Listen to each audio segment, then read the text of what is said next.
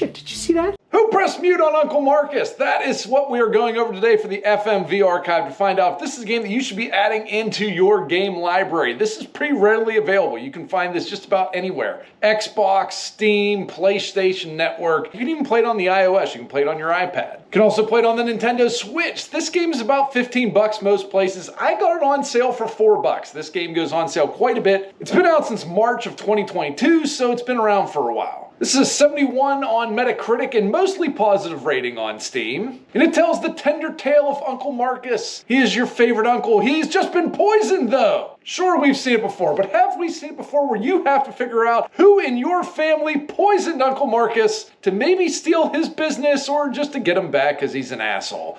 I think not. Let's start with the look and graphics for this. It is an online game. Yes, you are talking to people via a gaming app where you're chatting with everybody else in your family. So this is kind of a screen game. This legit looks like a chat app that you would use right now today on your iPhone, on whatever. It looks very good. The one thing that detracts a little bit from it is the backgrounds to the rooms that these people are in are pathetic. Uncle Marcus is a super rich guy. Why is he not in a hospital? He's just sitting there with a saline bag hanging behind him. That is it. It is very poorly done in terms of that. He's just sitting there in a chair dying at a hospital. It's very odd. Looks pretty bad. Other than that, everything else looks really good. 8 overall for look and graphic. Number 2, the gameplay. It's an interactive film. You're making choices here, but the choices seem to be fairly irrelevant, to be honest with you. The gameplay doesn't matter if you get the questions right or wrong in the game. Sometimes you actually want to answer them wrong. But you know what? That keeps it fresh. It definitely goes, every time I played it through, it felt like a new experience. There's an evidence meter on there. When you acquire evidence from people, it'll show you in a little kind of like pen and pad that you have there. I don't think you can play this one time through and actually get the good ending. You have to play it several times through to keep that evidence. One of the things you do is the evidence keeps through on each playthrough. So if you start over, you lose all that evidence. But if you keep continuing the game and replaying it with different variations in what you pick, that evidence stays there. And I really like that. Gameplay is pretty decent for an interactive film, 7 overall. Number 3, the story. Uncle Marcus is dying. He got poisoned at a family meeting that happened a couple days prior, which you were not at. You're playing Abby. You're the lead in this one. So Uncle Marcus tasks you with asking the other family members who are playing this online trivia game, which is not trivia. They just kind of make up stuff. It's very odd. But you are tasked with kind of questioning them to see who may have poisoned Uncle Marcus. So does you finding out clues to find out who killed Uncle Marcus. And you're asking your family members who are all very monochromatic. That story gets us a 7 overall, but it's going to lead us into dialogue,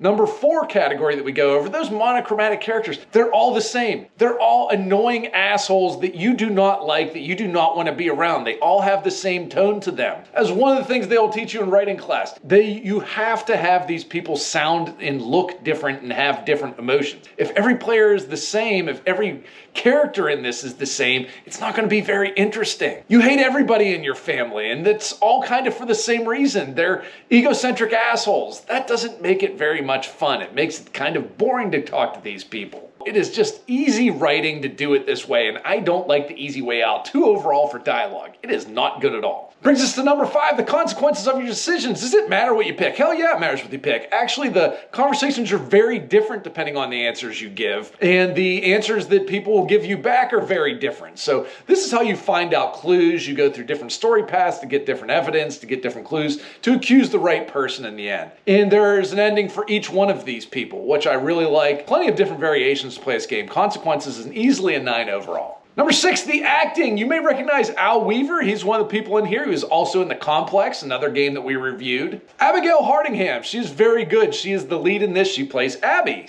coincidentally. She's done a lot of TV work. Georgia Small, she was one of the characters in this one. You may recognize her from Bloodshore and also some 5 Dates. She's in both of those Wales interactive games, so definitely has some video gaming acting under her belt. The biggest name on this one is probably Andy Buckley. He is David Wallace on The Office. He was Michael Scott's boss on that show. Also had a small role in Jurassic World. So David Buckley gets around a lot, been in a lot of acting. The acting is pretty darn good in this, but some of the other bit characters, like I said, they're all kind of playing the same annoying character, so I don't quite put it on them. But the acting is good, 8 overall. Number 7, direction and cinematography. The hospital is non-existent. It's Uncle Marcus sitting in a lazy chair like this. It is very bad. There's nothing that dictates that it's a hospital other than he has something connected to his hand, an IV connected to his hand. The serums that he gets for this is just a little bottle there. It does not work like that. The hospital stuff is very bad in this. It does not look good. It's very cheap. Set design is non-existent. There are no other shots other than the head-on shots like this. 4 overall for direction and cinematography. It doesn't look like they put too much effort into it.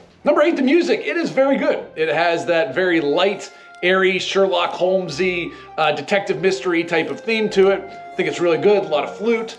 Sounds good. I like it. The music was pretty good for the game. 8 overall for the music. Number 9, what's inventive in this game? Your knowledge carries over from each playthrough. The character doesn't know it, but you know it. That's all that matters. So I enjoyed that. You can skip scenes, that's good. You can also be wrong with the choices that you get, and sometimes that is the right thing to do for the game, so I enjoy that as well. Not always the right thing to do is to pick the right answer. Inventiveness is okay on this one, 6 overall for inventiveness. That brings us to our most important factor, 10, fun. How much fun is this game? I liked it. It's 3+ hours, and each playthrough is maybe about 45 minutes. But you're getting such different responses from the people. I think that it plays through pretty well. You can also skip the scenes of something you have seen or you just don't want to see again. You can just go through it. So that makes it a lot better. All the characters acting and talking exactly the same and having the same type of language and same type of dialogue really grated on me and made it a lot less experience than it should have been. But it was overall fairly fun. I will give it a 6 overall for fun. That brings us to a final score of 66.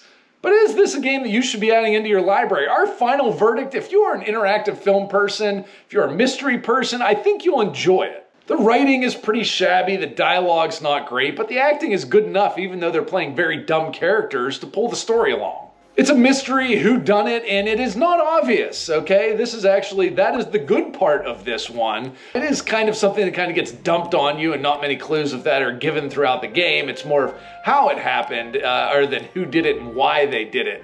But it is satisfying at the end when you find out the real culprit who had nothing to do with it at all. So I'd give this one a reluctant thumbs up, but a thumbs up nonetheless if you're an interactive film fan. And what you should do is give this one a thumbs up, like this, hit subscribe, that way we can do more of these type of videos. Otherwise, thank you very much and have a great day.